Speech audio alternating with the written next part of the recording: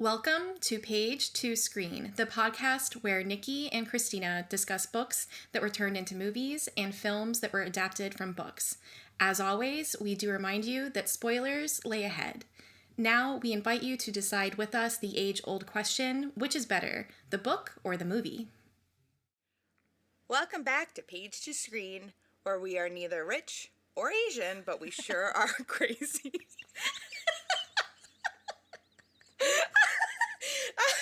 Joining as always is my favorite person to be crazy with, Christina. Hello, Nikki. How are you today?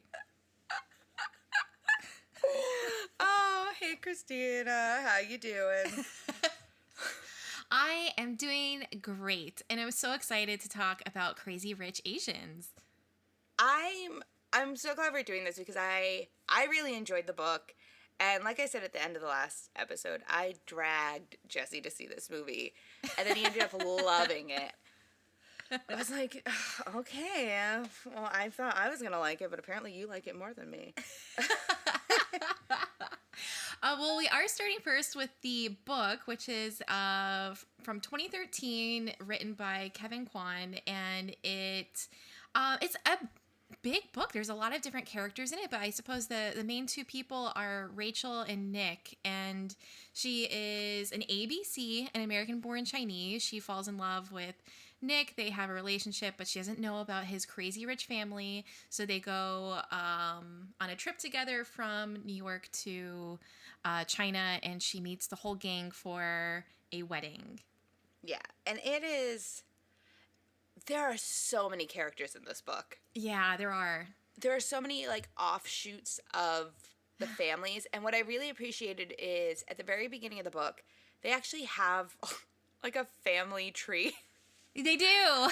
So that you can really keep track of what's going on, because all of a sudden someone will come in and you're like, wait, do I know this person? How are they related?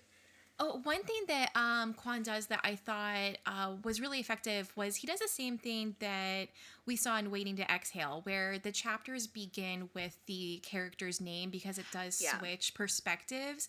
And I found that to be really helpful because there are so many different people that you're learning them by their situation and name for each chapter.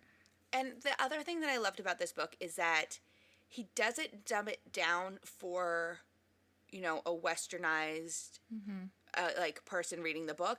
He uses all whatever terminology would actually be said by anyone in Singapore or China or anything. And at the end, he does like a little, like, he puts those little asterisks around the word, so at the end of each chapter you can figure out what it means.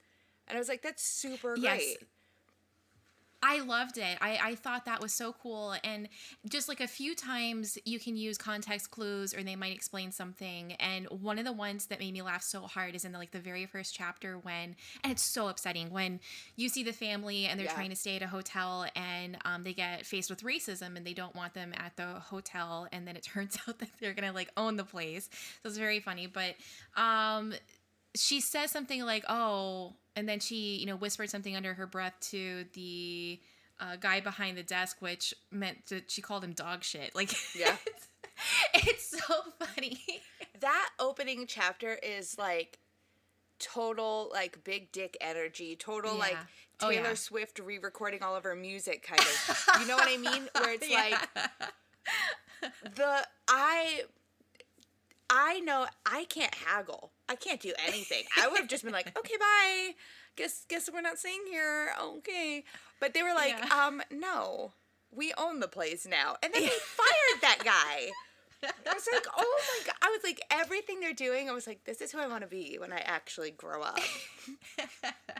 Well, it's really effective in showing the complications of the world, and then also just how much money they have. Oh yeah, they are loaded. Yeah. And what I really liked is that they're loaded, but they're private about their money. Mm-hmm. Like it's such a departure from the Americanized version of what being rich is. I mean, we've got Jeff Bezos, who has so much money that he was like, I don't know, space seems fun. I don't think Don't I get could me see started. anyone in the Yeah. Young family being like, you guys want to go to space? You know what I mean? Like, Yeah. they're just so cautious about how they're perceived, which also comes off in a negative way in the book. Hmm. But, you know, you have someone like Astrid who's just like giving money to charities and stuff like that. And you're just like, that's the rich you want to be, not the Jeff Bezos shoot myself to space rich. Well, and it's interesting because you have some people who are extremely judgmental, that like characters that you meet, and it's funny because it's a mixture of like a money thing, but also just like classism Hmm. and status and where you come from and all of these things that don't have really anything to do with like the soul of a person, who they are, if they're kind or good or not. Yeah, I, that's the thing that I really despise about Eleanor, Hmm. Nick's mom, Yeah. is that she's so sure that Rachel has to be. First of all, she thinks Rachel's old.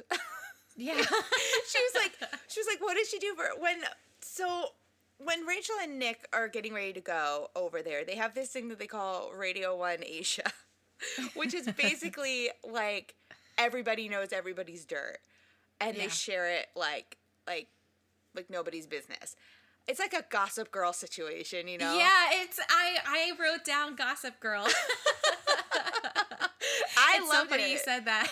I loved it. There's just like all this back and forth. Who is she? Who's she related to? Who's her family? All this fun Yeah. stuff about it. And so his mom knows about her before he even introduces her, which let's Nick, not a good look. Not telling your family that you're dating someone for 2 years. Any guy Okay, listening to this, not a good look, okay? Nick definitely makes some choices that I'm like, really, Nick?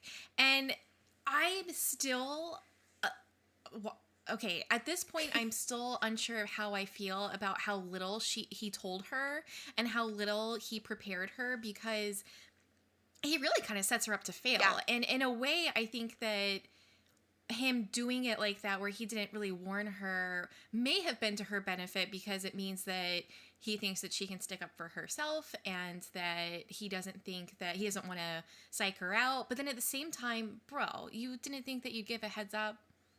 Yeah. Like at least tell your family.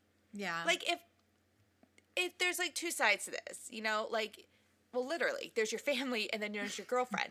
And you don't tell either of them about either side. And that Right. is my problem with Nick.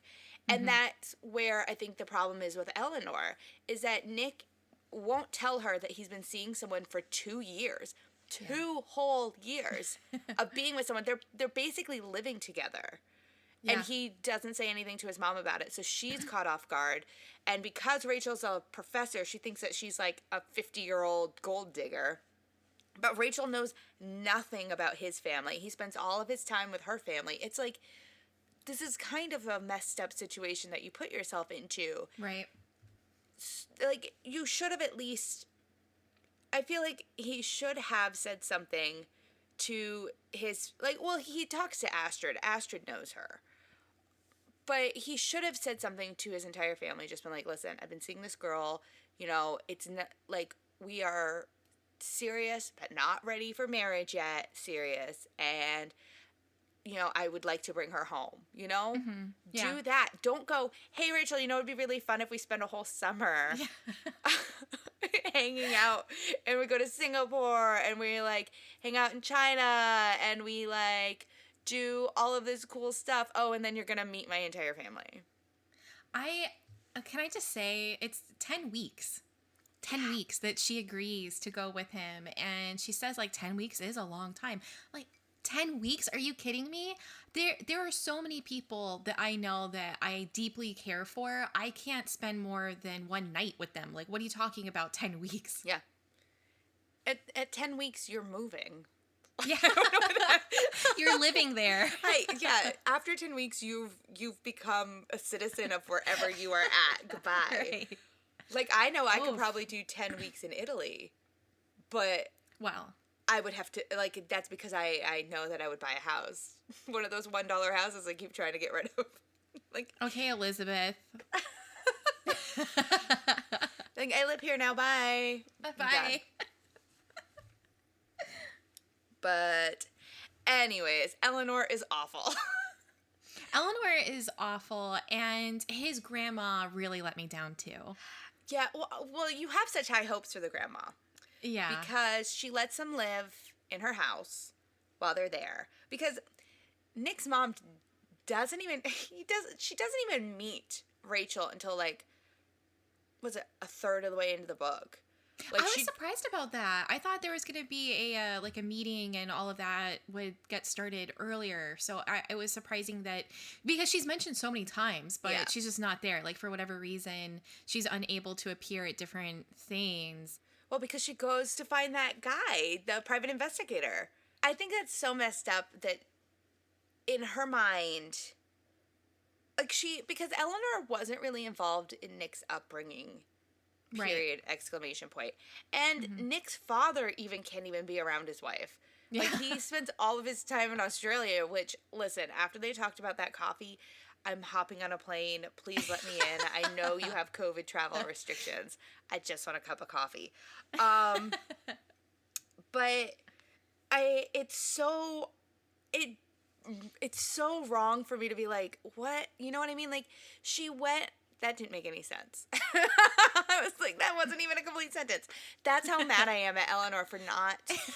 She didn't even meet Rachel. She immediately was like, this girl has to be, because she's not part of their inner circle. She's just like, okay, I don't like her already, so I'm going to hire a private investigator, not bother to meet her until, halfway through this book. And then I'm going to be like, here's a bomb. Enjoy.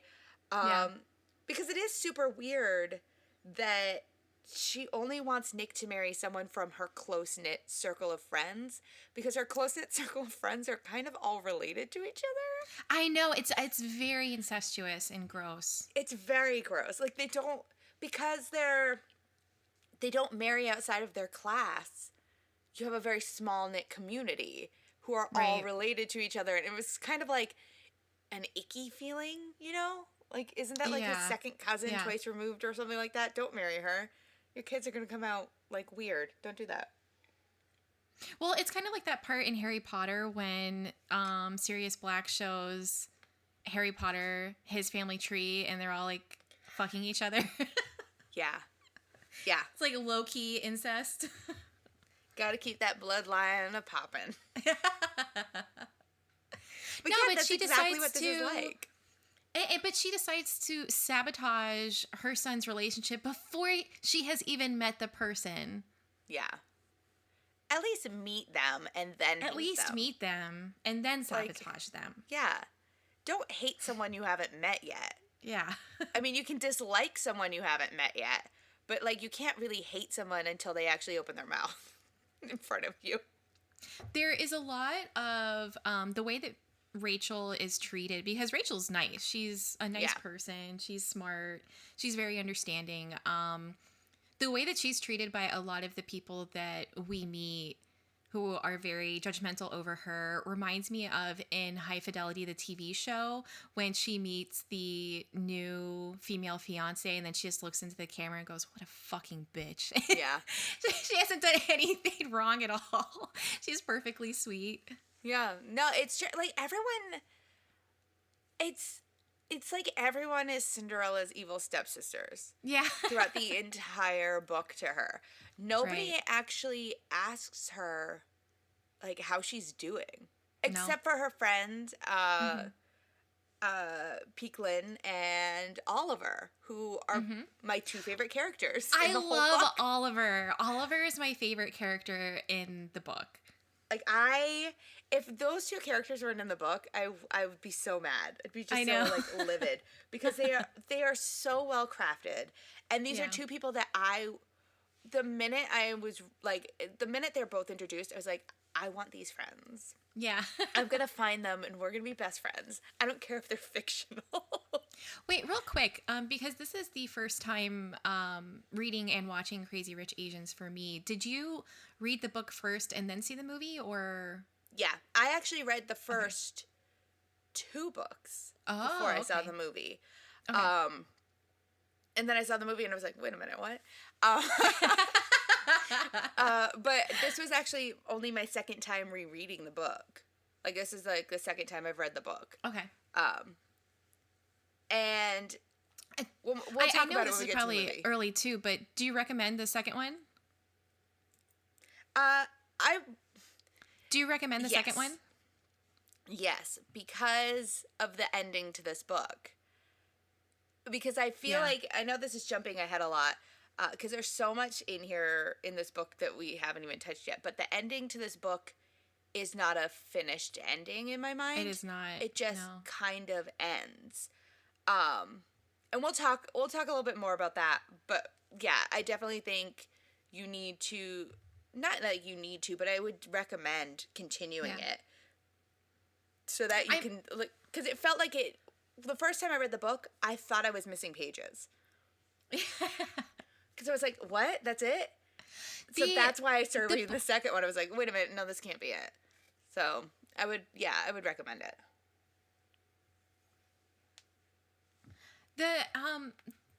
The book is weird because it does kind of remind me of books like Emma, all of those, like, where it's these people who have like a little bit more money, so they're not really like doing anything. So the whole time that you're with these people, it's before a wedding, there's a lot of parties. So it's not like people are just working and it's a normal life. It's all this kind of extravagance and living in luxury and wealth. And it's like weird because a lot goes on, but it's not all important. You know, it's not like milestones are happening. It's a lot of drama.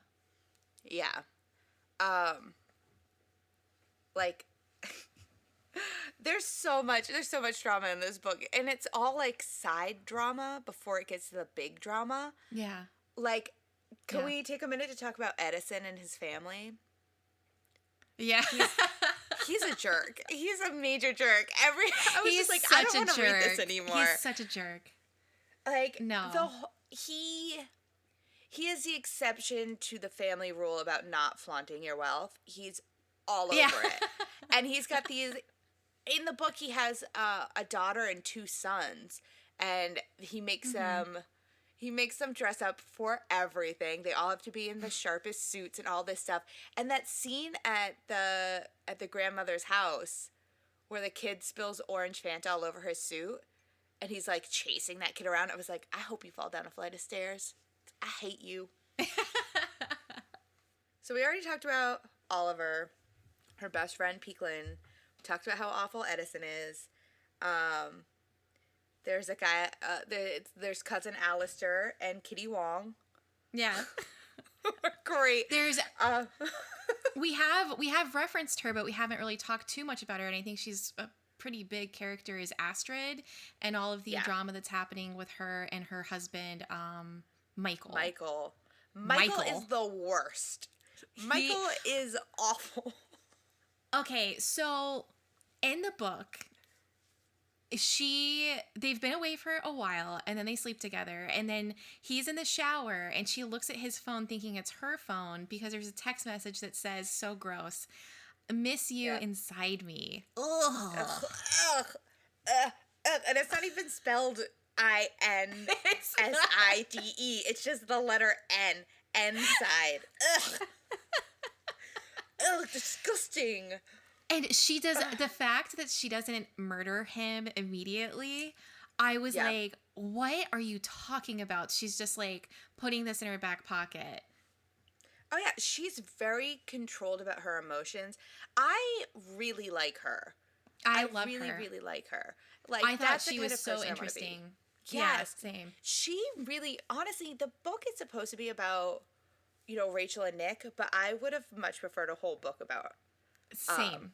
Yeah. It's just like, the thing that drives me nuts about this whole situation is how much of a wuss Michael is. Yeah. Because we're led to believe that, and this is where the spoiler alert, so Astrid sees that text message, right? And we're led to believe throughout this whole time that Michael is, cheating on her, buying jewelry for another girl. Yeah, because she basically like compiles other information Yeah. too. So she always goes to the same jeweler. I couldn't say that word, jeweler. Juror. Rural juror. So she always goes to the same jeweler, and he mentions that Michael bought a charm bracelet. But she didn't get the charm bracelet, so it's very Love Actually. Like she is aware of this It jewelry. is very Love Actually. There's a lot of Love Actually with the movie once we get into it. So there's the missing jewelry. There's times when he says that he is going to be working late. Even like her dad, way later, something happens, and her dad. Well, she gets into like a car accident, and her dad even mentions that Michael's been working all the time. So it's all laid out as evidence of an affair. But what you come to find out is that he's just a wuss, and he's not cheating on her.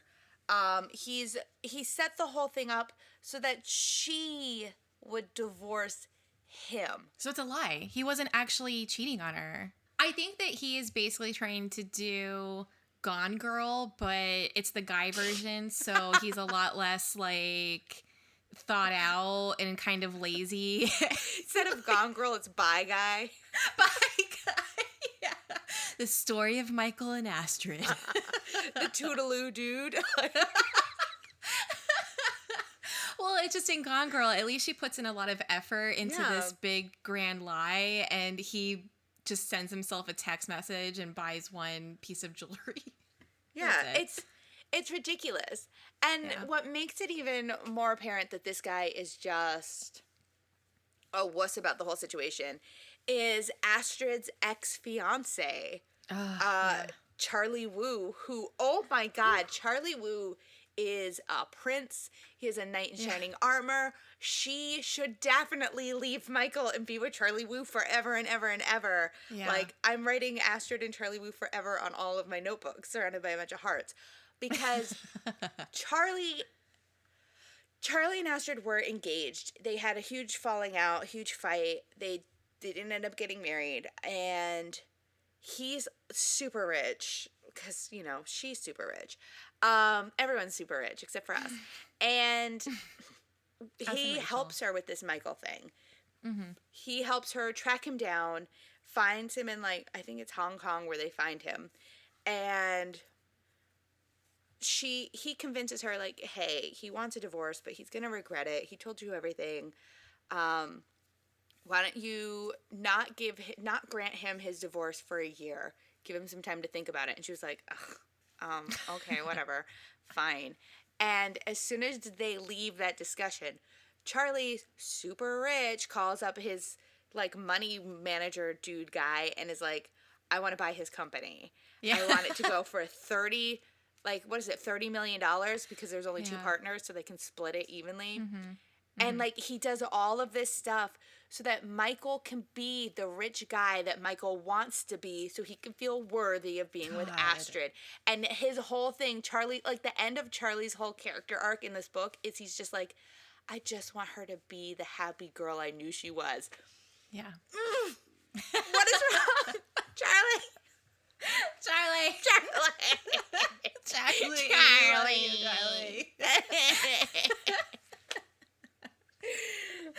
Where's my Charlie Wu? You're married to your Charlie Wu. I am married to my Charlie Wu. Go buy me a tech company.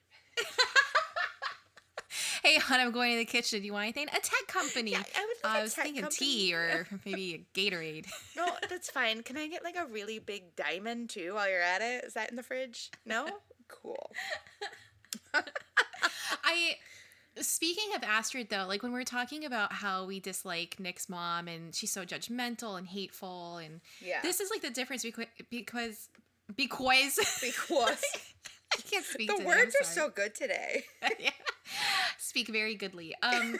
Astrid is crazy rich. She's talking about how she doesn't even know how much money is coming in. She just knows that she spends it and it just comes right back to her. Yeah. So money is not even a question, but the way that she is presented and the way that the jeweler. Oh my God, jeweler. It is a hard word to say.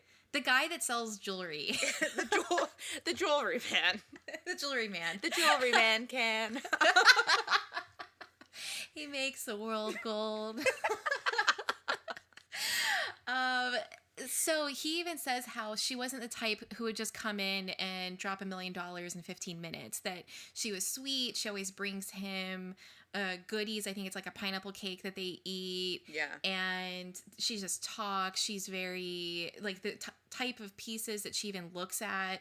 She likes antiques, unique things, not just like bling.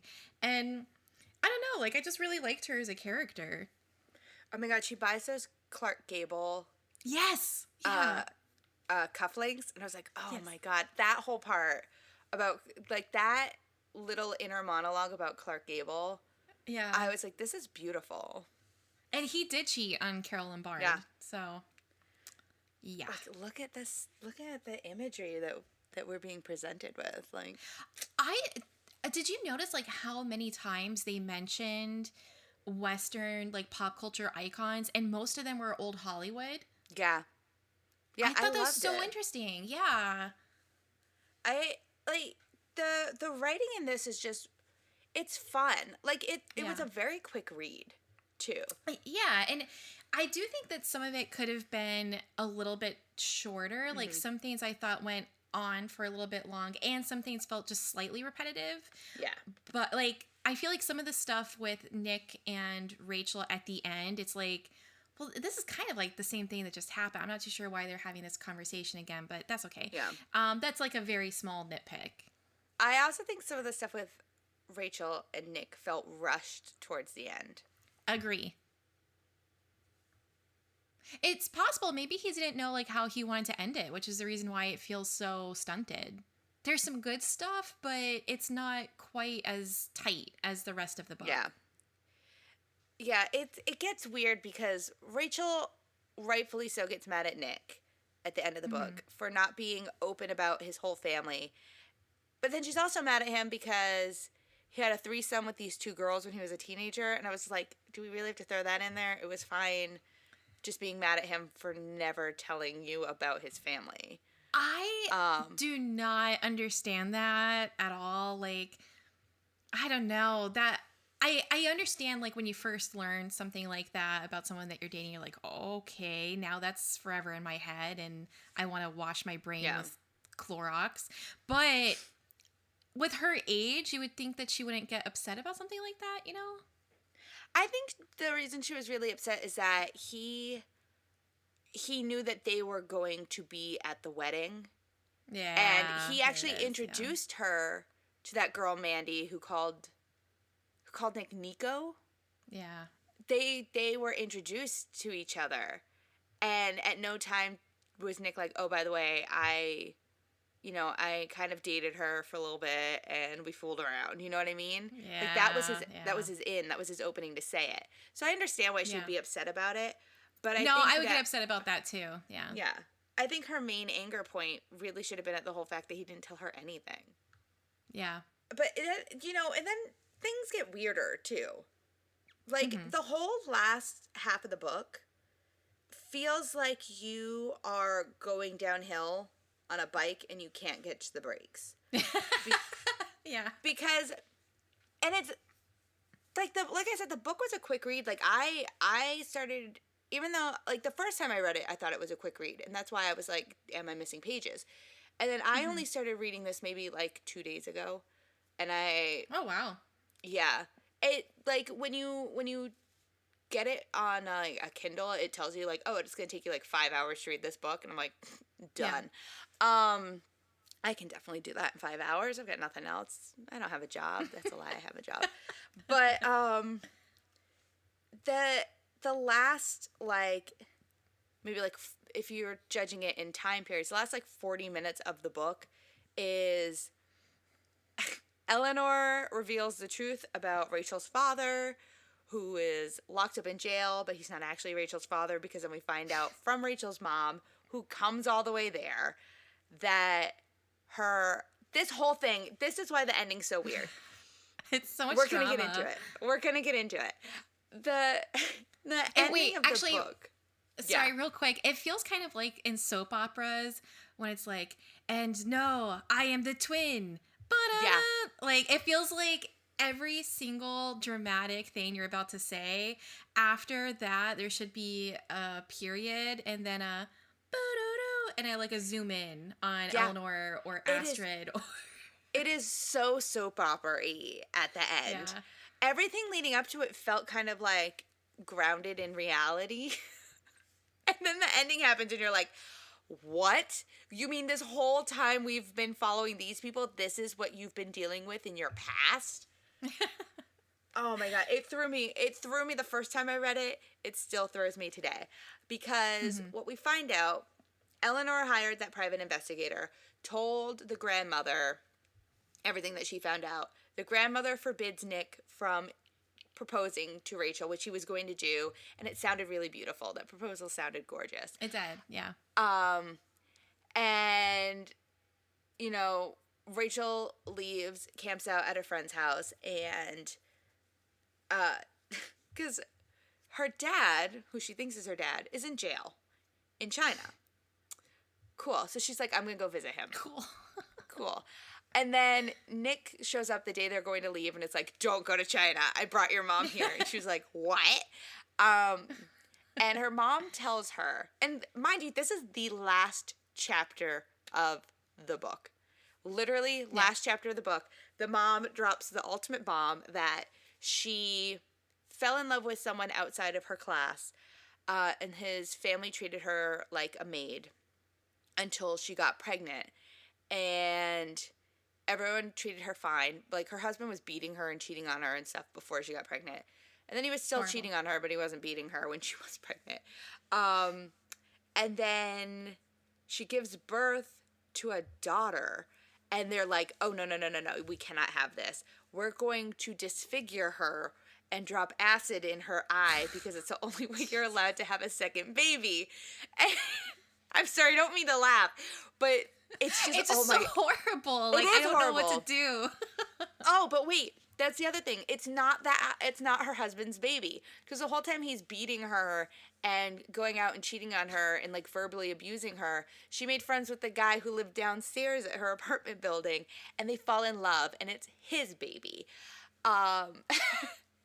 And in order to protect her love child, she takes her baby one day and just runs away with the help of the guy downstairs.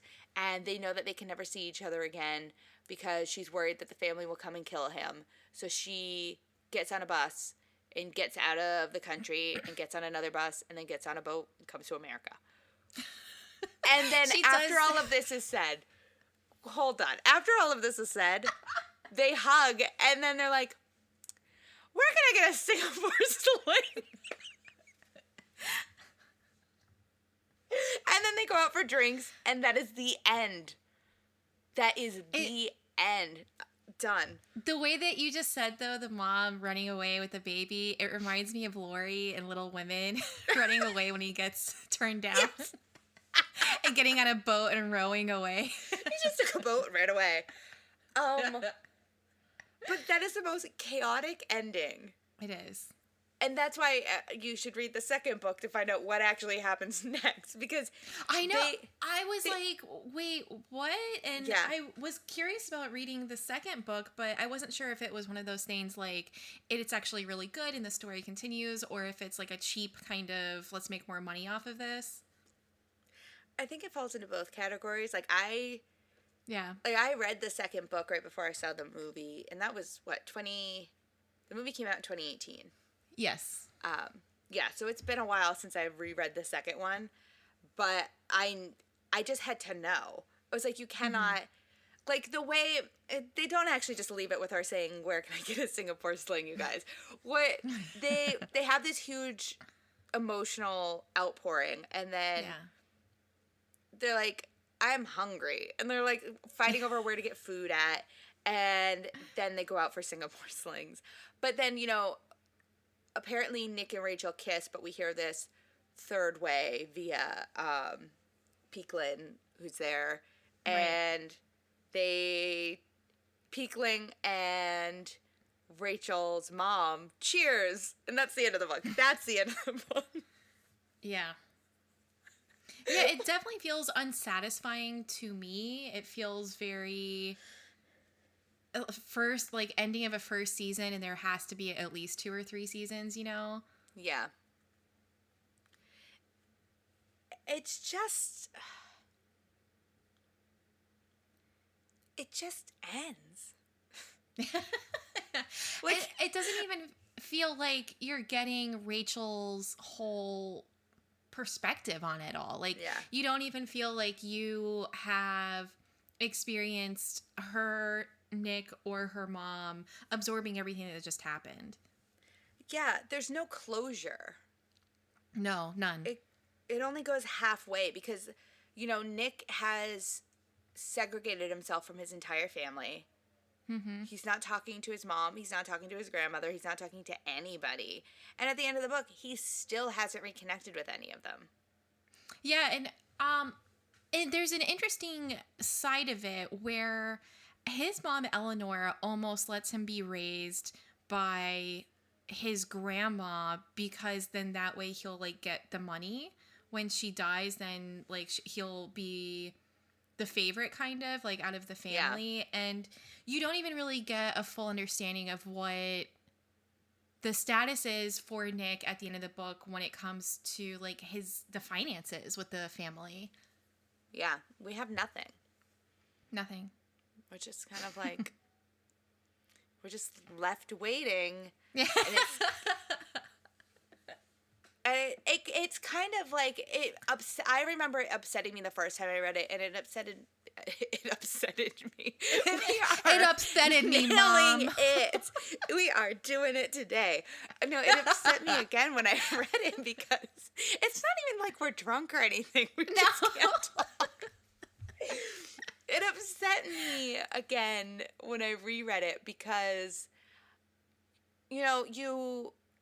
this book is kind of marketed in a specific genre. Right. And it's like that rom-com-y book, like super summer read, like beach read kind of situation. And with a typical book in that genre, there is a romantic closure. Like the Right. couple has the final say. The lead character has the final line. And suddenly we have these two characters who weren't main characters being like, ah ha ha ha. No. Like, that doesn't make any sense. I thought about it earlier on in the book when you have the backstory of like how Astrid and Michael got together, and it just feels like with her and Michael and her ex-fiance, in a way I kind of felt like it was a strong sense of satire of the romantic comedy genre, because she is just kind of the it girl, and she's got these two romances that probably should have been like peak romantic comedy ending. But the thing about the romantic comedy is that it always ends at the airport with Adam Sandler running on to profess his love. Like, it's always the big grand romantic thing, and it ends there. But life doesn't end there. That just because that happened doesn't mean they're going to live happily ever after and have like a great marriage. They could split just days after the romantic comedy movies. And in a way I thought, well, maybe this is supposed to be a subversion of that. Perhaps this is supposed to be, you don't get a satisfying ending because that's not what life is. But I don't want to accept that as a reader. I don't want that either. I read books to escape from reality. I don't want to feel I don't want to feel real in this moment. Like, you brought me into a world I will never understand. I will never be rich enough to experience 90% of what they do in this book. But now, what I want is this literally a grand romantic gesture. You're like, okay, bye. Yeah. Don't close me off to that world. Give me the veggies. Give me the veggies. Give me the veggies. No, we've done American Psycho on this podcast. What's the last line of American Psycho? Isn't it? This is not an exit. I mean, what kind of you don't get an ending is that sentence? But I'm okay with it there, because I didn't exactly start reading American Psycho thinking it's going to have a fluffy ending. a title like American Psycho isn't supposed to have a grand romantic ending. I don't need to see Patrick Bateman running and getting one of the sex workers and telling him that he's sorry and he's changed his ways and they should go start a farm in Connecticut. I don't think that's going to happen. No, never. But I would definitely pay money prefer to see it that here. on film. Yeah. But yeah, it's just like, and maybe this is a good transition into the movie because we get what we want when it comes to the screen version of this. Yes, so the movie is it's the same title, same basic plot, same characters, although a couple are morphed. It came out 2018 and it's directed by John M. Chu, and it has this amazing ensemble cast. And the fun part about the cast, I think, is that you've got some faces that we've seen a long time, and there's some newcomers. So it's a really rich cast. It does kind of have a little bit of a Love Actually kind of sense to me, where there's just such an ensemble and everybody has their own part, that it's fun to see them all work differently and together. Yeah, there's a lot of really great actors in this, and I didn't realize that Henry Golding, who plays Nick, wasn't really an actor before this movie. Me neither. And I loved him, and I saw him, I think it was last year. I watched the Oh, I know what you're gonna movie. say. I watched Last Christmas, which has Daenerys Targaryen from Game of Thrones, and it's the craziest movie I've ever seen in my life. But he's in it, and he's so charming. And then I saw him in this, and I thought he was like so charming. And I pull up his IMDb, thinking that he must have been in a bunch of movies or TV shows, maybe like foreign stuff that I haven't seen. Nothing. Yeah. He's just naturally charming, and he should be in He's more naturally things. charming. He should be in so much more. Like, he was... you're instantly kind of, like, drawn to him. Even though he's doing all the same things that Nick does in the book, like not telling Rachel about his family and all this stuff, and I was just like, that's okay. You're sweet. I felt like the way that we critiqued Twilight and how Edward is basically fixed in the movie, but Bella, like, sucks. I think that this movie fixes all of the few problems I had in the book. And even Rachel, I think, is stronger and better in the movie. And Nick is basically the same, but just better because of the person who's playing him. But with Rachel, I think that they gave her more of her own power. And starting it with her as a professor in the classroom is so freaking smart in my mind. Yeah. I think it's something that we needed to see. And the way she teaches her class, I was like, I want to take game theory. Same.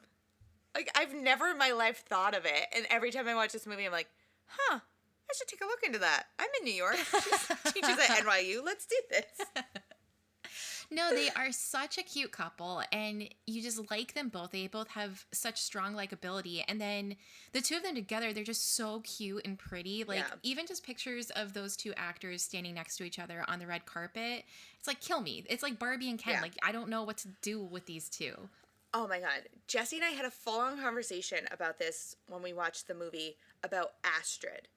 The actress who plays her is so gorgeous. And there are parts of this movie where she is not, like, done up. Like, when they're at the beach. No. She's not wearing a lot of makeup. Her hair is down. And I can't stop looking at her. And I'm like, there is something about you that is, like, your face, everything you're giving off. And now she's in the MCU. And I'm like, I cannot watch Eternals. I cannot do it. Because I'm going to have, like, if she gets hurt, I'm going to have feelings about that. No. Exactly. If we were next to her and then we saw, like, I don't know, a food fight started, I'd be like, oh no, we must protect her face. Yeah. Nothing can harm this face. I think the other thing that really draws you into her is when she is introduced. First of all, that dress Yeah. I want it in every color. It is There are so many outfits in gorgeous. this movie. We cannot get Oh, started in on I that. want I want to wear them all. I'm just putting that out there. I'm wearing all of them. But this Wait, dress specifically. I'm What? sorry. The one that, before I forget, the one that I saw and I was like, Nikki, was the Aquafina shirt that's covered in the dog prints. Do you know Oh, what I'm talking yeah. about? Oh yeah, with the matching like pajama pants, and she's wearing those really Yes. high, like Jeffrey Yeah. Campbell, Lita, like booties. Oh Yes. yeah. Oh yeah. Are you kidding me? When they do the bok bok thing and they're eating together, and Yes. she's wearing that silk, like it's not a vest. It's like a silk sleeveless top that has sheep all over it. It was no bunnies. It has bunnies all over it. It was like, Bunnies, I'm yeah. buying this. I'm buying this. And she's wearing it over another printed top. I was like, I'm done. I quit. I quit. I want to be her friend. I want to wear every. Listen, I do want to be Aquafina's friend. I think she's hilarious. She is so funny. I want to be her best friend, and I hope she got to keep all the clothes from this because I would love to hang out and try some on.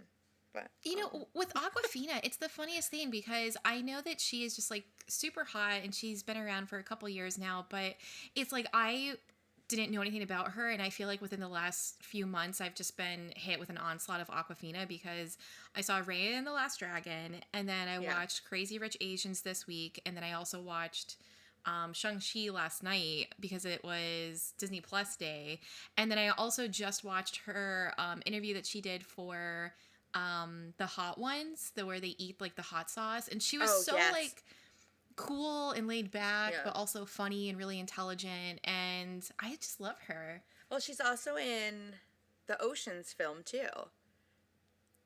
Oceans? The female Oceans. Oh, you're The right. Sandra Bullock Okay, so Oceans. I lie then. So I did see that movie and I thought it was awesome, but now I almost want to rewatch it so that I can like fully appreciate her. She's so good in that. She's so good in everything. Yeah. I really loved her in Raya and the Last Dragon. I thought everything she said was hilarious. She was so Everything she funny. does say is hilarious. And then she does a show on Comedy Central called Nora from Queens, which they shoot in Queens. And she's just funny. Like, you know how when we did Twilight and I was like, I just want to hang out with Rob. Actually, it's not just when we did Twilight. It's basically every day since we've discussed Twilight. I've kind of been like, you know who we should be friends with? Robert Pattinson. We should be friends with Robert Pattinson and Aquafina. That is our friend group now, Christina. Just the four of us, like, hanging out. Oh, you know what? Come visit me in New York, Christina. We'll go to Williamsburg. We'll also find Zoe Kravitz, because she's always there. And she's with, what's his name there from Step Up? What's his name? No, Magic Mike. What's Magic Mike's name, Jesse? Channing Tatum. Yeah, Channing Tatum. Yeah. It's just gonna be the six of us at like a dive bar. It's gonna be so much fun. No, I'm putting it out Aquafina- there. This is my vision board. I'm putting it out there. Aquafina makes me laugh so hard in this movie, and the one, it's a visual joke. It had me dying laughing so hard. I was crying laughing, and I had to pause the movie and rewind it. And when I rewound it, I saw it again, and it made me laugh again, and I had to rewind it again, which is when she goes like, oh, you can't wear that. And then she opens up the trunk, and she has all the backup wardrobe. So it's just like she grabs like one bag and it says clubbing and the next one says cocktail, and it's like some sort of visual gag out of like Looney Tunes. It's so funny and so just absurd, and like that kind of humor with her. And oh god, what's his name? Is it Ken Jeong? The other guy. Yes, so funny. They had me rolling, and their two characters are like certainly departures from the book. Like, it's definitely something that they kind of crafted, but I don't care. They're amazing. When they are doing, which is my all-time favorite rom-com trope, the fashion show. I love it. When they are doing that and they're dressing her, first of all, the slutty Ebola dress. or the one where it's like, yeah, it really holds you up. That white one with the hands on her boobs. I was like, this is... Yes.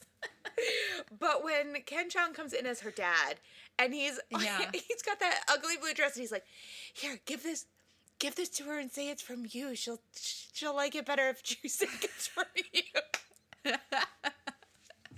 That whole, anytime we are with Peekling and her family, Yeah. I am just basically rolling on the floor because the guy who plays her brother kills me. Yes. And he's taking all those secret shots of Rachel. I'm like, this is brilliant. And he's at that table I and he's like, I love you.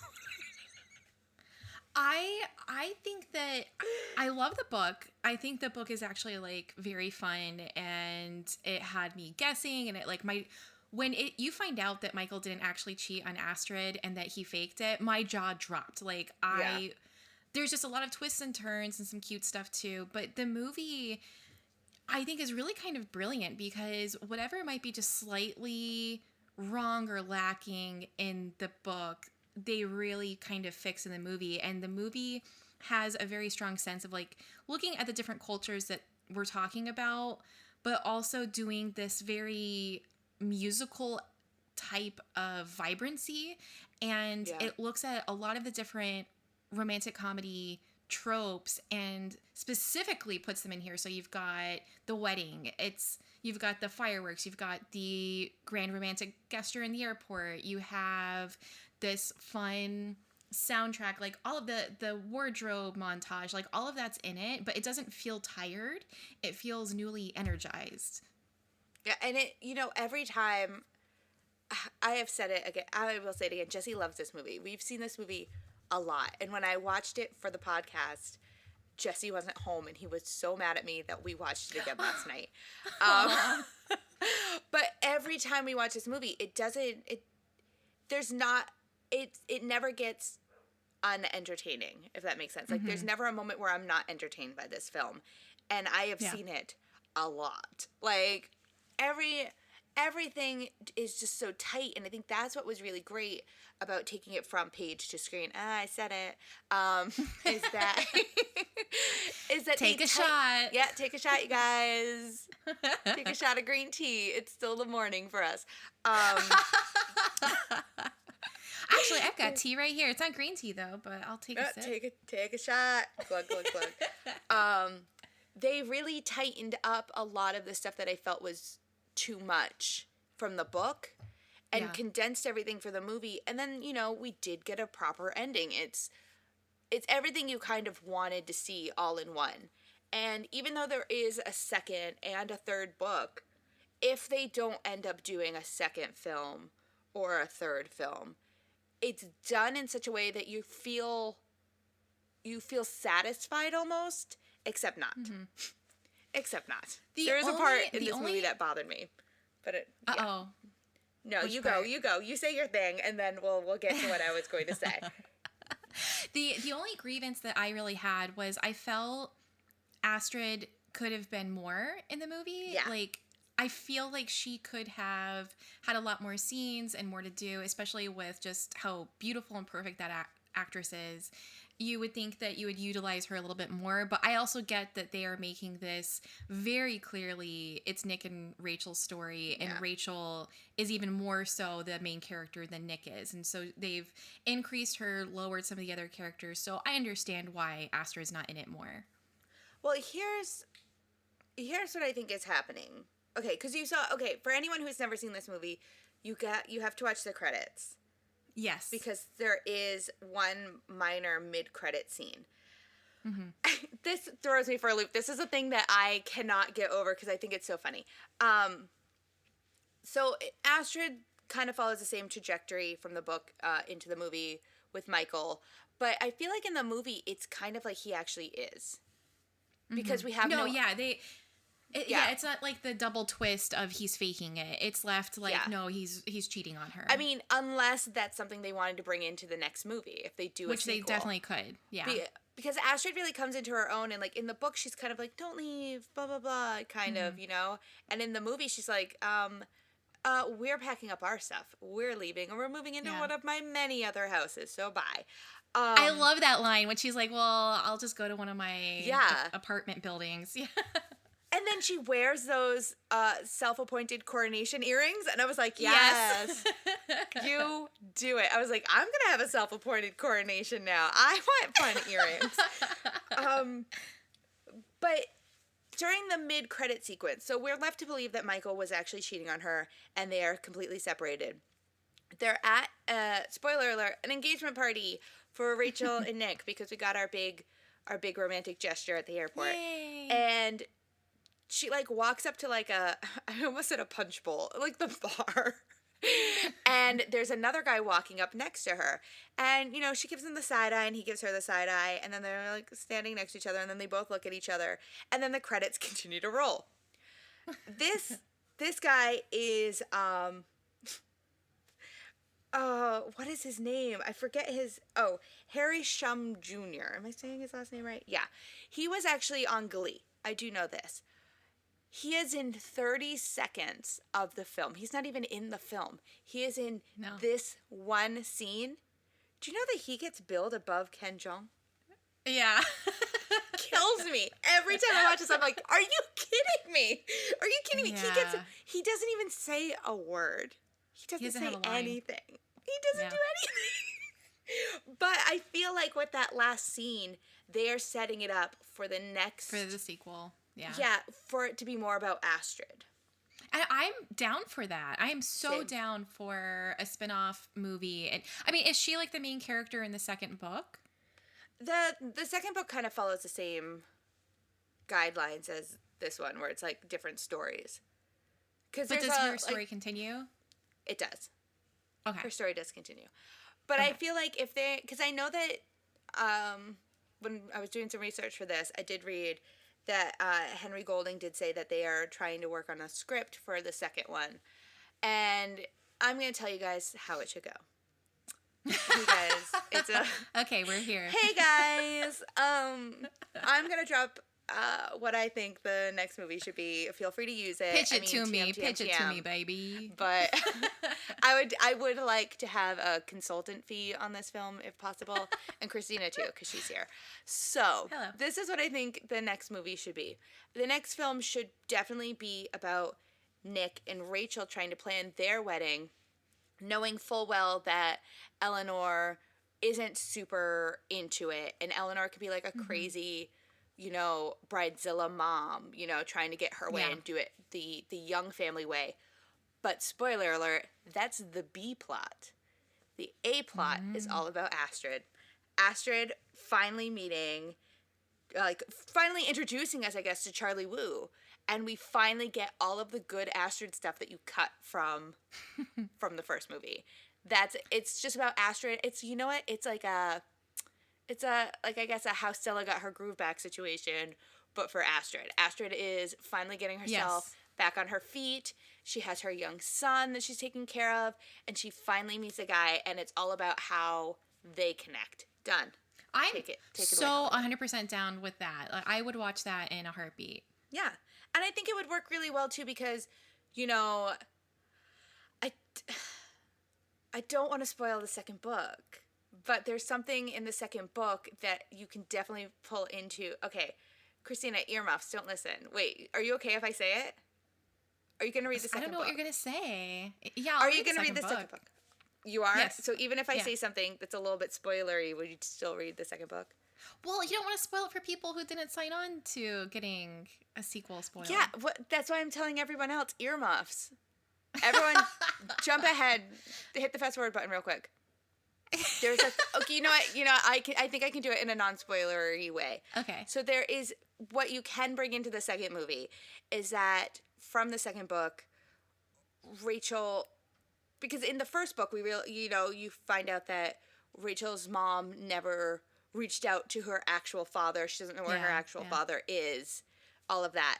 Well, that storyline comes back in the second book. So you can easily take that and put that into the next movie about Rachel's because it's a Mamma Mia situation. Who's going to walk her down the aisle at her wedding? Oh my God. Dun, dun, That's a good dun. one. Yeah. See, take it, run with it, Hollywood. I am pitching films all day. Call me. I'm available. Actually, I am going to eat lunch at some point, but after that, I'm totally available to pitch more. Okay, I do have a question for you about this movie. Okay. So this is supposed to be the wedding of the century. It is the biggest, grandest wedding. Okay. Something fucking crazy happens at the wedding. And Something.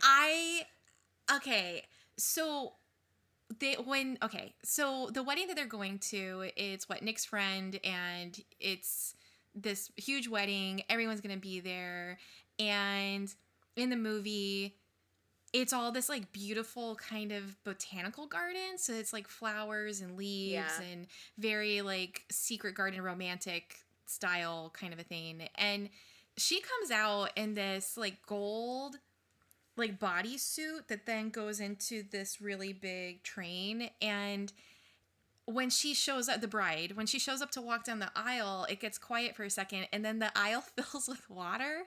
Yeah. And then she like kind of ballerina dances into the water. And I'm like, visually, this is stunning, but also this is really kind of stupid, and I don't know what to do about it. No, I feel you because I saw this movie after Jesse and I got engaged.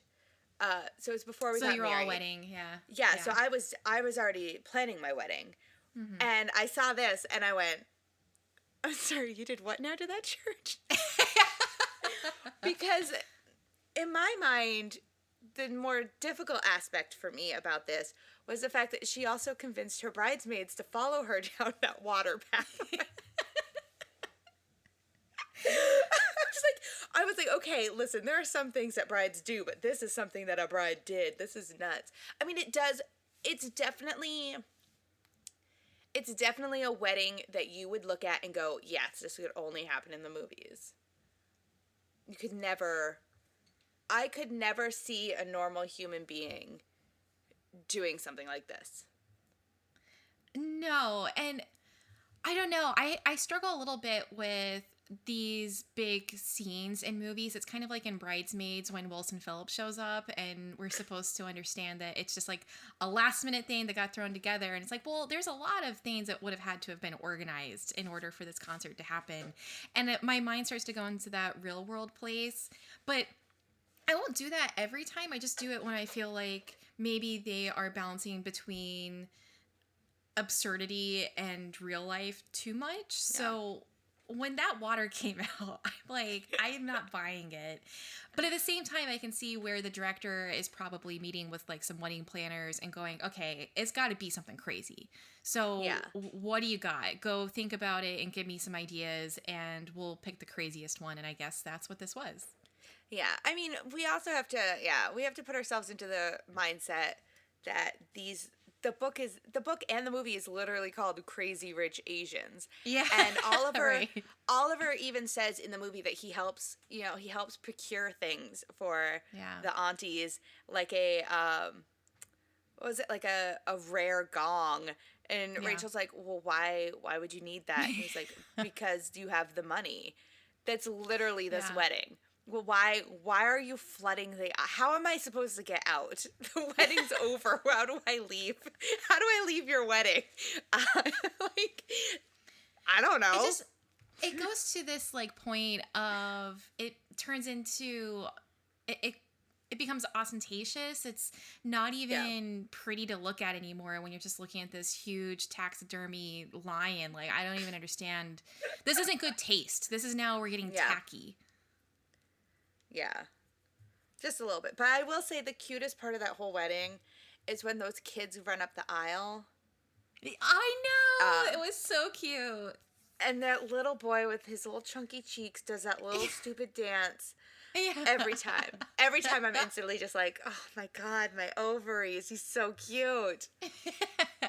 It was fun because I think that being like growing up, there were just so many romantic comedies. Growing up, it was the heyday for both you and I our ages. Like, it was the heyday of Julia Roberts, and then even like near the end, I'd say, of the rom-coms, when it was just you couldn't turn your head without seeing like Reese Witherspoon and even like Katherine Heigl at the end. It was just all the time, and I feel like there haven't been a lot of romantic comedies over the last like 10 years, and I can only think of a couple. It's like, Channel.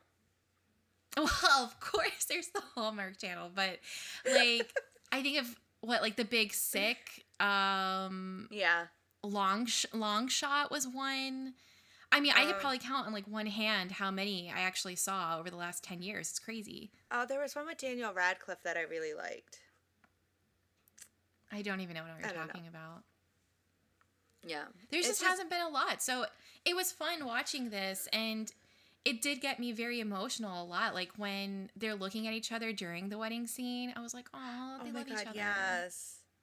So sweet. It's so cute. And then they have that shot of Eleanor being like, I'm sorry, what? She was very angry about it. Yeah, but when he sees her sitting there and owning herself in that beautiful blue gown, looking like Cinderella. Yeah. It's just perfect. And you know, it is actually, like you mentioned Cinderella. I was thinking about Cinderella when I was thinking about her mom and what her mom had to go through, because she had to escape this horrible patriarchal situation that she found herself in, where she was trapped with a man. The only escape was a man, and then she just decided to escape both. And then her being this like traveling gypsy is how Rachel refers to her in the book, that she was constantly working and working really hard for her daughter. And I actually did kind of think about Cinderella, just how Cinderella is stuck in this situation with these women, and only a man can be the escape. So with Rachel, it's nice because she doesn't rely on Nick to save her in these situations. She saves herself. And when they give her a little bit more control in the movie than in the book, like the whole bit about playing that game with Eleanor is not in the book. That's all a film created thing that I love, because that puts her in control. Yeah, I love her. It's not the ending of the movie, it's the pre-ending when they play Mahjong. Mm-hmm. And it is such a power move. I can't play the game. I tried doing one of those online tutorials about how to play. Oh, fun. Just so I could understand it a little bit, especially for this podcast. No, I don't get it. But I did find out, because I Googled. I as Jesse said, as usual. What it actually meant at the end when her and Eleanor are playing. And the final piece that Rachel has that she's trying to fit into her hand is the 8 of bamboo. But because I don't understand it, and I don't know a lot of other people who would, when she discards that and gives it to Eleanor, that makes Eleanor win. That's her winning hand that she now has. But it was also a winning tile for Rachel. So when she shows what was in her hand, that's why Eleanor is giving her that weird face.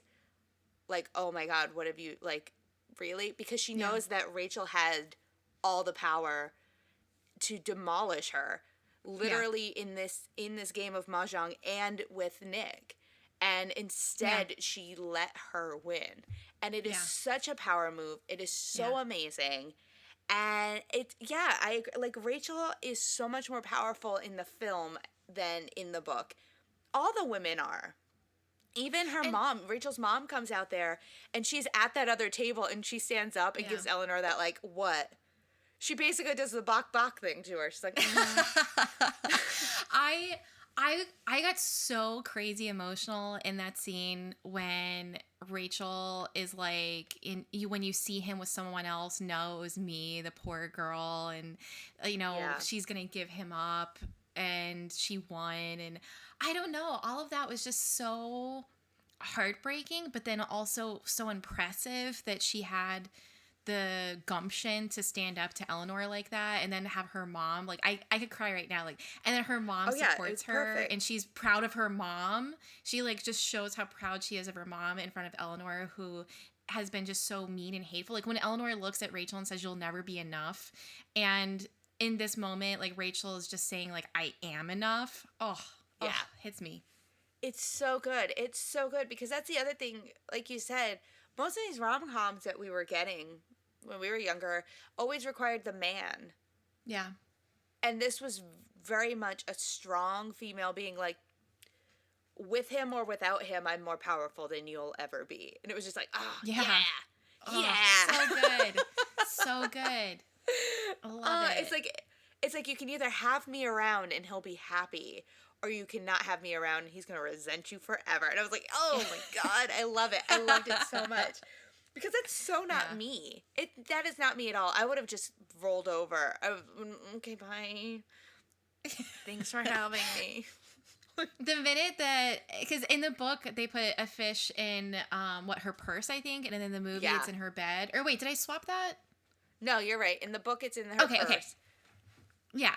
And if they had done something like that to me, I would have just exploded into tears. Like, they hate me and I got fish now. Like, Well, and that's what was interesting, and that's like the another thing where Rachel is a lot stronger in the movie than in the book, because in the book she finds it and she loses it, and she's Yeah. like shaking and stuff, and she goes to talk to the other woman, and she's like, we should call security, we should know something, like that. And then in the movie she's like, I'm not going to give them the benefit. yeah. She's like, I no, love it. I'm gonna hold it in and not worry about it. Yeah. And also the movie omits the whole threesome thing, which didn't need to be there anyways. Which Yeah, it wasn't really needed. Yeah. Yeah, like after you watch the movie, like you read the book and you're like, ugh, why did you have to bring that up? Whatever. And then you watch the movie and you're like, no, it's so much better when her main source of anger is definitely about this fracture between the two of them and his family versus him sleeping with two women at once as a teenager. Yeah. Yeah. It makes more sense. It tightens everything up. Yeah, it's tighter, and it's just, I like being on their side. Yeah. Oh, can I say the one part that gets me like kind of emotional is when he helps his friend escape the bachelor party, and they take that helicopter to, first of all, the helicopter is on this rock, and every time I'm like, that's gonna fall into the ocean. How'd you get on that little floating platform? You dived out of a helicopter? What's going on? But they're on this little floating platform in this most gorgeous area that I told Jesse, we need to find out where it's at so we can just hang out there. And he shows his friend the ring. And the reason this gets me kind of emotional is when it comes to rom-coms, we are definitely sitting with the females the entire time. It's the female feeling towards the man. We don't really get it from the male's perspective.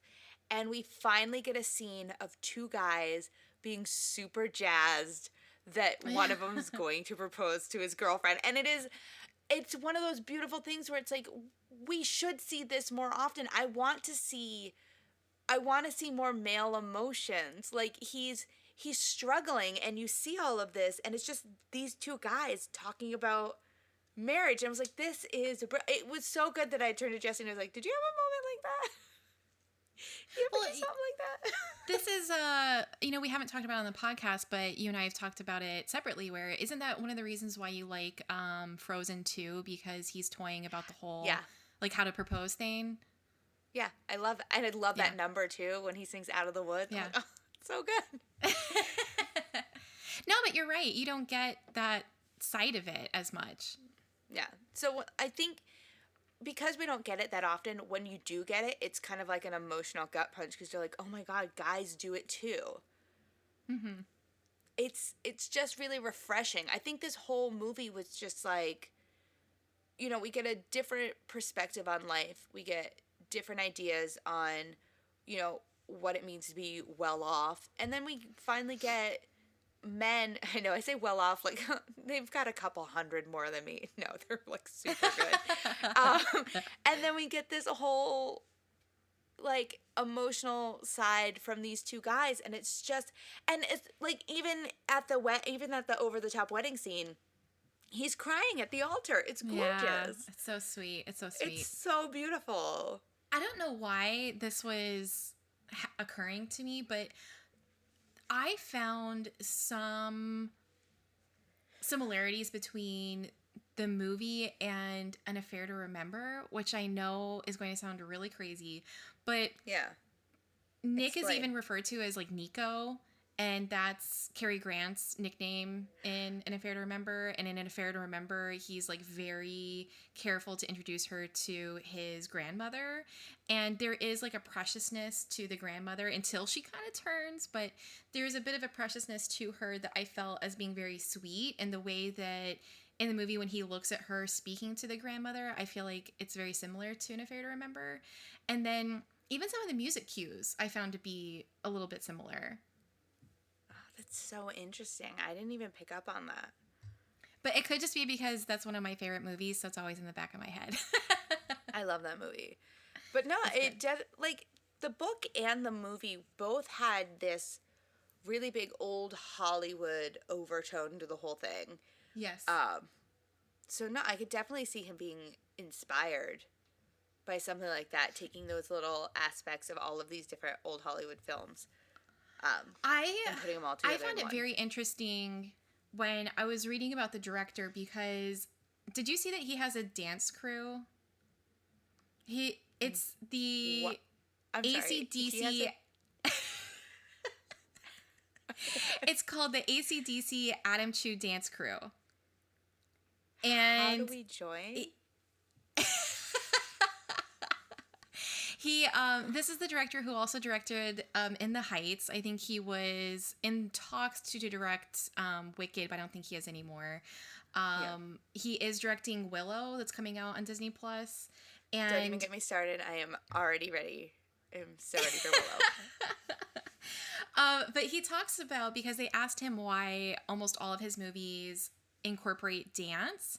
And I thought that was funny because I felt that this movie was really just missing people breaking out into song. It feels like a musical. It feels like those big, bright Hollywood musicals. It's got that energy and it's just like fun and funny. And he talks about how dancers motivate him the most. And he thinks that they're just amazing artists and they trigger something in his brain to be more creative. And I found that to be interesting because in that wedding scene, when she walks on water, like Jesus, I guess, that actress was actually a ballerina. So Sorry.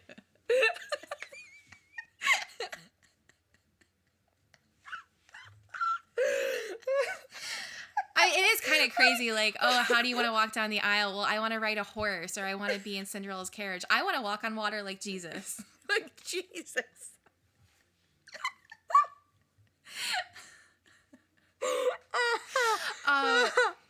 Hey, everybody. Your glasses of water, poof, are now wine. Welcome to my Jesus wedding. Oh, no. God, I know brides get big heads, but... No, we only have one fish and one loaf of bread for everybody? Hold on. Whoosh, lies. I got it covered. No, but how when he was facing the bride section, they wanted it to be almost like Swan Lake. So she is like the was it the prima ballerina or whatever? Like it's just like the bride is this gorgeous ballerina dancing down the aisle or whatever. So I found that like to be really interesting. And then I thought, what if this director directed Cats instead of who we got? It would have been so good.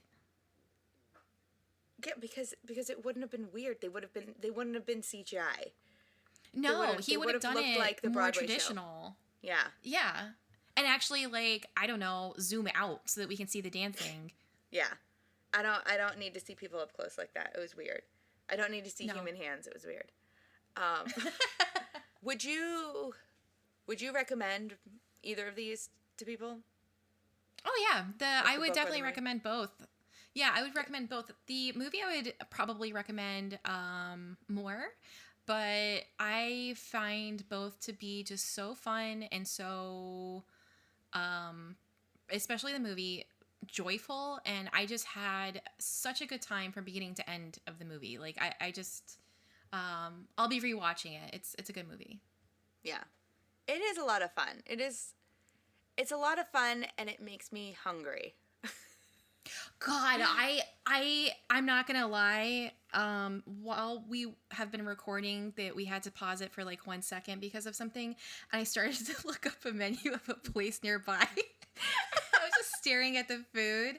Did you ever, when you were in Orlando, and I know they have places like across the states, but did you ever eat at Hawkers? No. God, okay. There's a place in Orlando called Hawkers, and it's Asian street food, and they do it like Asian street food, so it's all small plates, and it can be dangerous because you can go to Hawkers, and if you are very controlled, you can spend just like $20 and be satisfied, and you're good.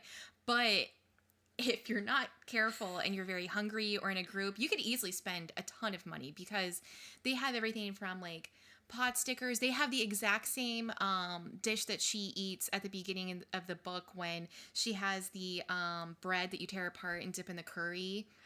They have like yeah. all of that. And I am like so hardcore craving it. It's not even funny. I'm jealous because as we are recording this right now, a storm is rolling in to New York City. A really bad one. We're supposed to get hail. And last night they mentioned a possibility of snow, which I think is a lie. Yeah, it's the most wonderful time of the year.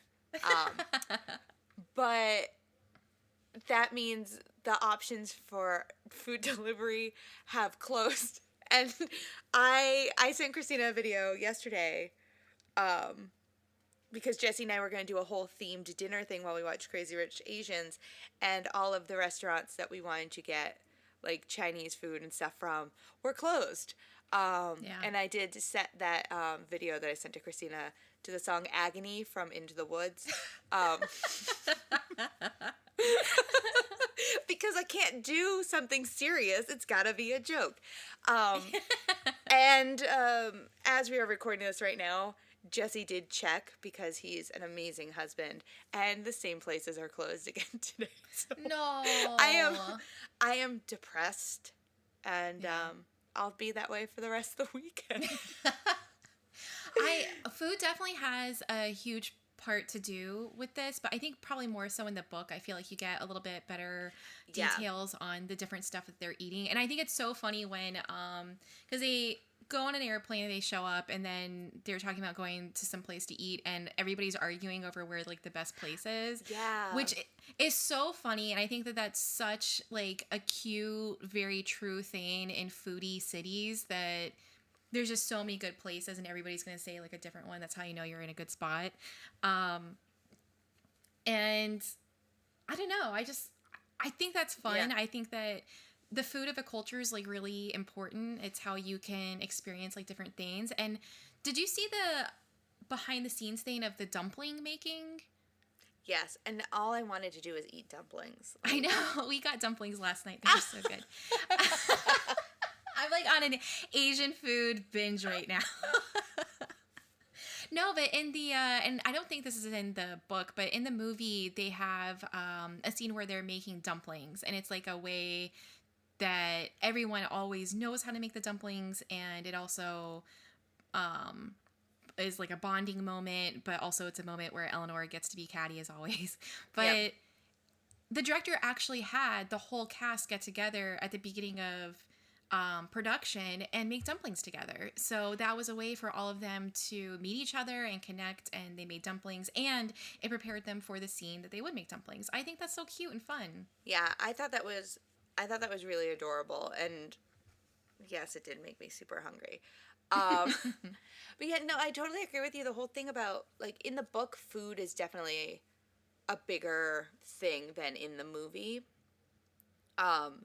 And it's kind of like an Anthony Bourdain sort of thing, you know, where you can travel all over the world and not speak the language, but you can still enjoy the food.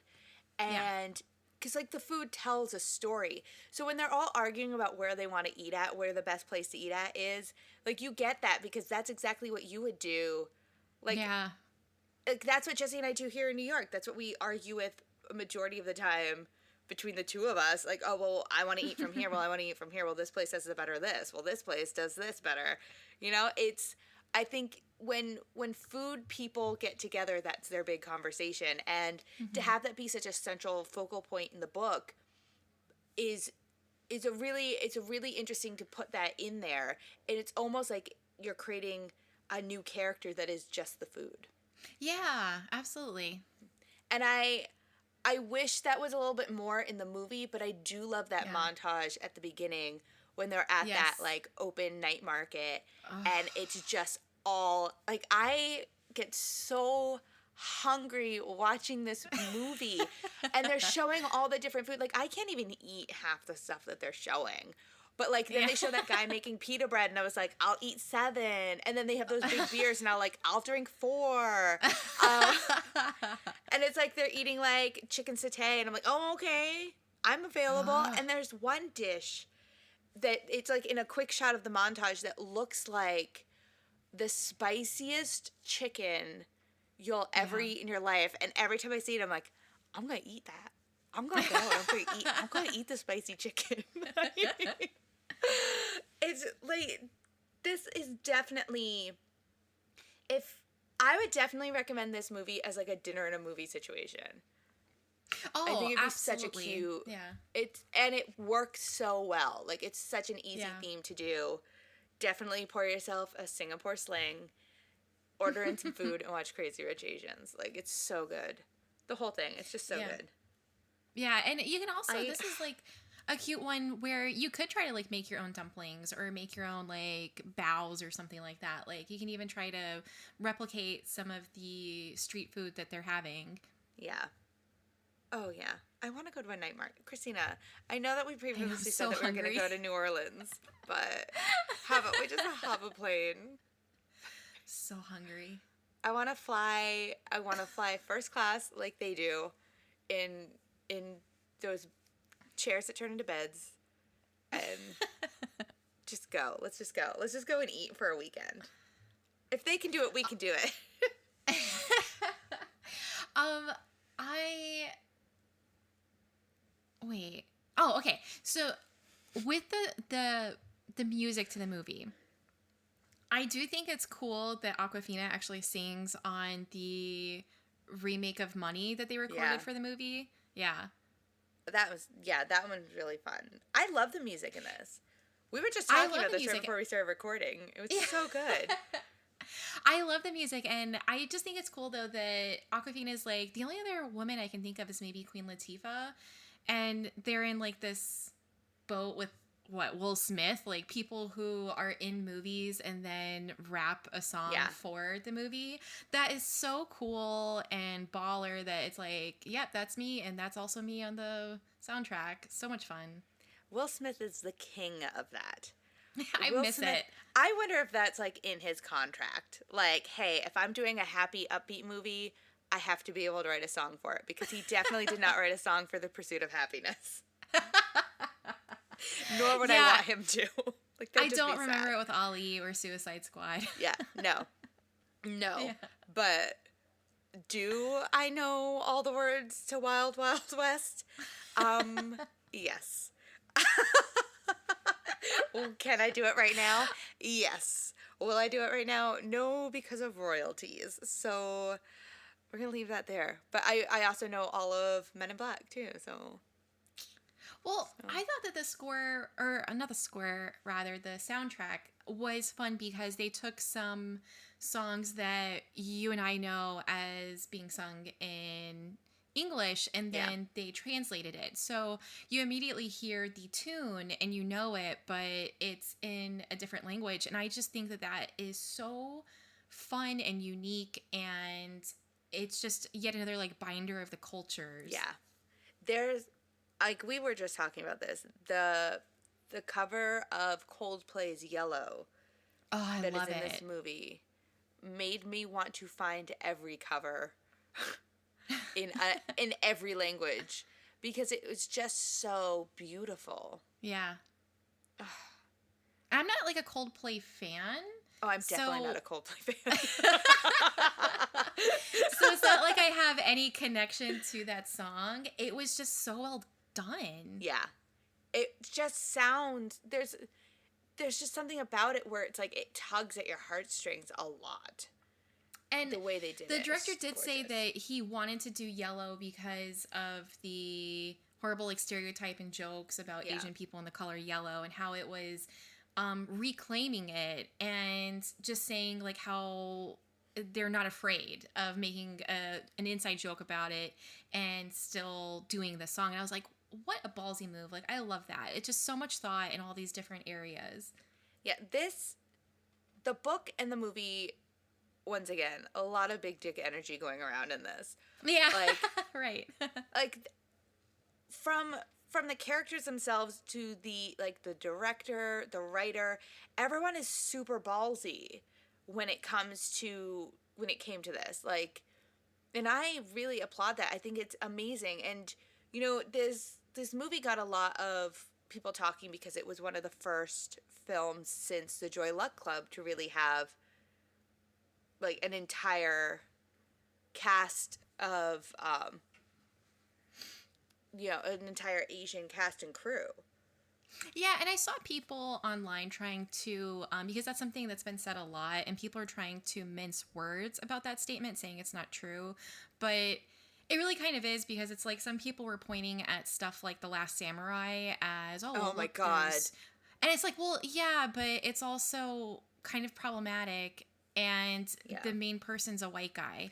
Yeah. And you can point to plenty of movies that have a largely Asian cast, but I think the difference is that there's not John Wayne in Yellowface at the start of it. And it was something that is based on a book by an Asian person, directed by an Asian person. It's like throughout. It's not white Hollywood doing the white Hollywood thing. And also, a lot of the movies that people were trying to play off, like Crouching Tiger, Hidden Dragon, there's a big difference between the production of it. It's not something that was brought over here. It was actually made here. Yeah, that's the big thing. Like, this film is a Hollywood film made in today's Hollywood, but with an entirely Asian cast, and it's a storyline that has nothing to do with America or anyone of American, like any actual American white Caucasian male or woman. Yeah, and I actually liked how they sort of made fun of America a few times, like in the one scene where he says something like, "Oh, there's starving children in America." Yes. Eat up. There's a lot of starving children in America. So funny. And I did like how, and this is both in the book and the movie, that there is, and this kind of connects over to what we were talking about in The Godfather, where they are Americans in America that are Americans, yet they do not consider themselves to be Americans. They will always be Italian, Sicilian, and they don't, whether it's because of the way that they've been treated or choices that they are making, they are not allowing themselves to connect and consider themselves to be Americans. And with this, it's interesting because there's such a struggle with Nick, I think, of he is just a man of the world. Like, he doesn't peg himself in one hole. He doesn't think that he is just an American or he had all this time in England. Like, he just kind of exists and is. But Rachel is sort of struggling with accepting this other side. And I don't know. I just think that that is a unique perspective that isn't shown a lot. No, I agree. It's, since you brought up The Godfather, I have a question for you. Because we did The Godfather and Crazy Rich Asians back to back as part of our Dysfunctional Family Month. So if it came down to it and it was Thanksgiving, which family would you actually want to spend Thanksgiving with? The Corleones or the Youngs? I choose Aquafina's family. Oh, girl, good answer. Me too. That's where you and I will be. Yeah, because what's funny about them is that they're very Americanized. Yeah. And I feel like they would do a full-on, like if I showed up at their house, I feel like they would do an actual Thanksgiving meal. Because they did that lunch and it was crazy. Yes, but I thought that was really interesting too. That, I don't know, like I felt kind of stupid because they're just eating like chocolate chiffon cake. And I'm like, oh, I thought it would be some sort of Asian dessert. But there's a lot of stuff that I would consider to be either Western or American. And then Rachel points out the hypocrisy of how Nick's family says that he has allowed himself to be distant for too long, and that means that he's kind of giving up living in China. And she's like, they're complaining about this while we're at an English high tea.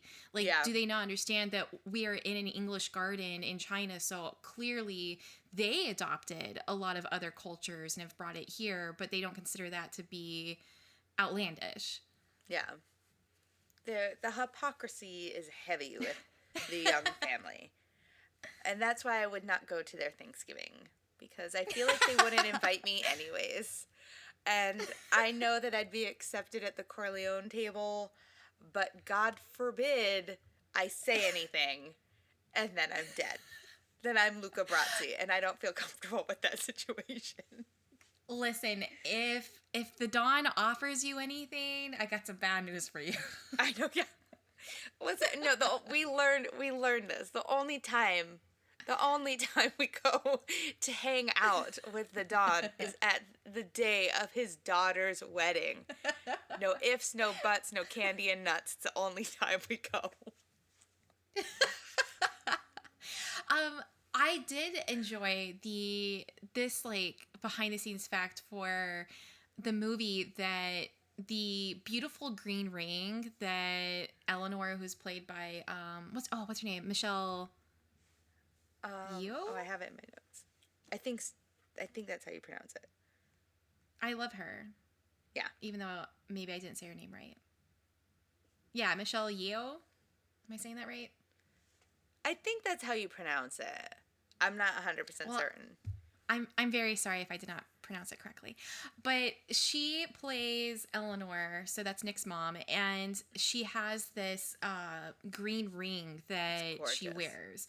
And it's gorgeous. And the one that they gave her, she thought was not good enough, much like Eleanor would. Anything. So she thought it wasn't good enough, so she brought an emerald ring that she had in her collection and said, this is the ring that she needs to wear. And the director was like, holy shit. Okay, yeah, we're forget the other one. We're going with this one because it's huge. And it's gorgeous. It's beautiful. And like the baller she is and continuing the big dick energy of Crazy Rich Asians, she wore that ring to the Golden Globes in this like beautiful dress that she matched to the same color. And then she said that because they asked her like how she got the ring, and she said she just wanted it, so she bought it for herself. And I think that is just like the energy that everybody needs to take care of yourself. And just how she said, like, it's like the dream. It is. And she said whatever I want, if she wants flowers, like she's not going to wait for someone else to buy her flowers. She's going to buy them herself. I love that. I really want to know what that original ring looked like. I need to see a picture of the two side by side. Like was it like a little dinky thing? Because this ring is massive, y'all. Like it's massive. Like it's like it basically sunk the Titanic. Right. So I imagine the other one was like a chip of glass, and she was like, no. I wish I was in the room when she's presented with the original ring. Like, no. Yeah. You know what it feels like too? Once again, it's a Cinderella thing. You know, like when the guy drops the first class slipper and she goes, "Don't worry, I have the other one." That's what this feels like. Oh, don't worry about that ring. I have this one. Like, what? This one. Oh my goodness. I did think in the movie, you know, that building that's got like 3 different buildings, and then it has the really long above ground pool, like the rooftop pool. Yeah. I thought that was fake. I thought, oh, this is stupid. They just created like a CGI building or something. I don't understand. Oh, no, and then I looked it up, and it's a real building. It looks nuts. Yeah, Christina, that's what I'm saying. I don't know what your plan... You know, I don't know what your plans are for the summer. How about 10 weeks with me? Could you imagine just dropping everything in your life for 10 weeks? Like, bye. Bye. Sorry, apartment. Gotta go. Sorry, puppies. Gotta leave for 10 weeks. I really loved this. So I don't want to do the book list. We have to though. This is our job. I know. We do the hard stuff, so nobody else does. At the beginning of this episode, I mentioned we were not rich, we were not Asian, but we are definitely crazy, and we had to mix them up.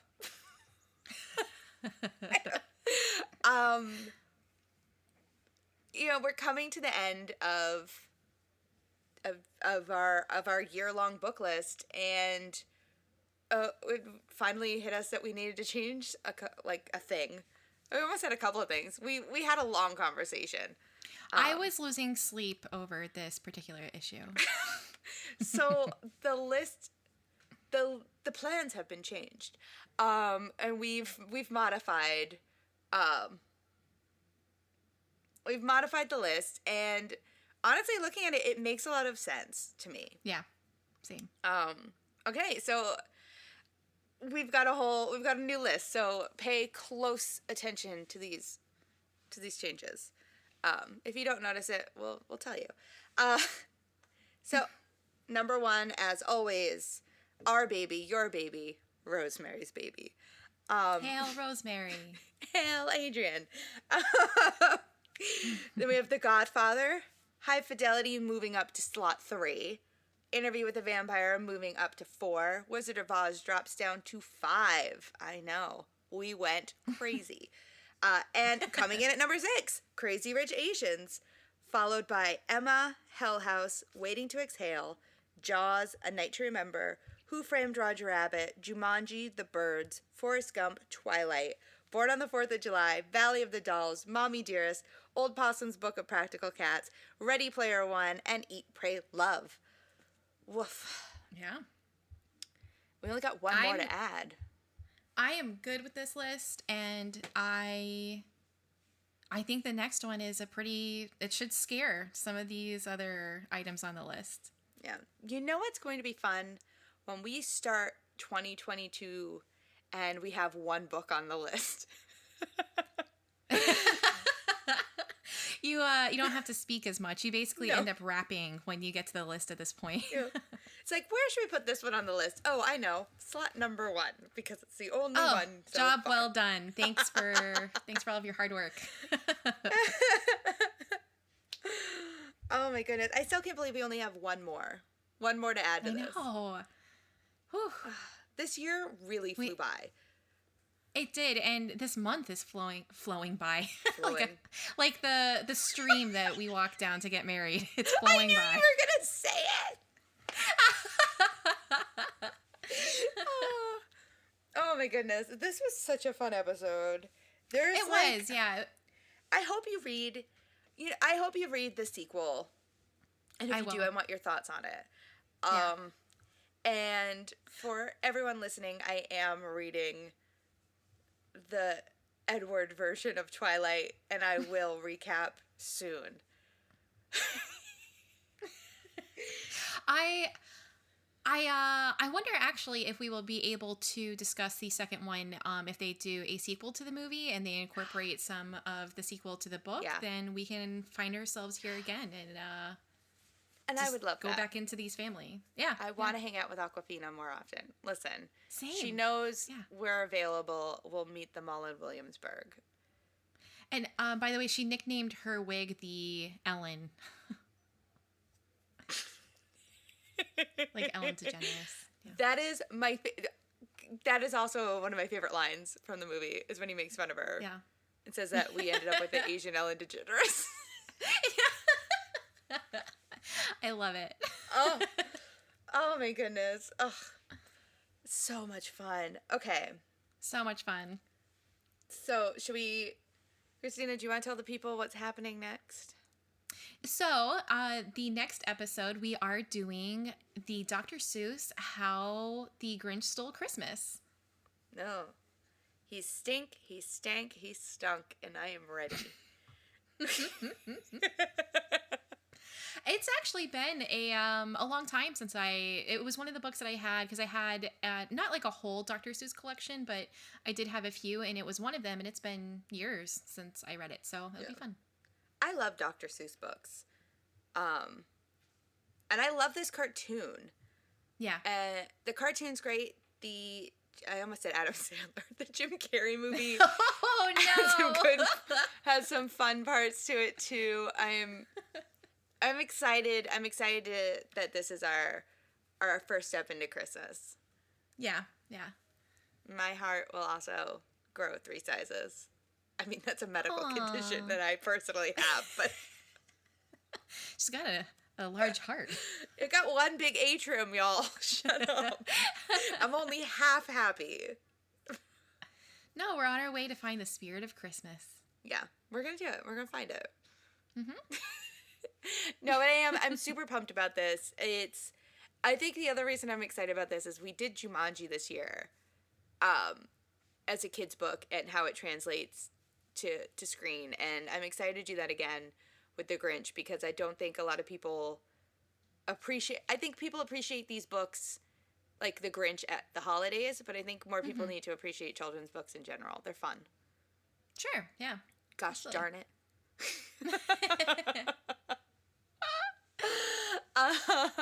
And yeah, The Grinch is going to be the last book of the year, but it's not the last episode. No. Because, we will return. Yeah, we will. Just like James Bond. We are bringing it back. Look at the cha-cha slide. Bring it back now, y'all.